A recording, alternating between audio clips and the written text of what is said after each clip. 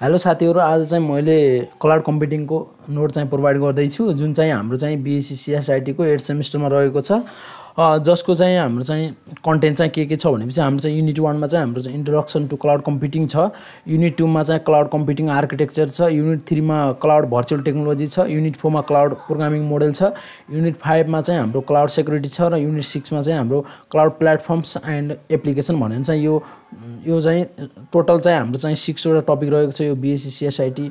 को introduction to computing है, introduction to cloud computing भन्ने सब्जेक्टमा है। यसको नोटको लागि चाहिँ तपाईहरु चाहिँ यसको डिस्क्रिप्सनमा चेक गर्नु होला, त्यहाँ चाहिँ मैले यो नोट चाहिँ प्रोवाइड गरिदिएको छु, जुन चाहिँ मैले चाहिँ आफै बनाएको नोट हो,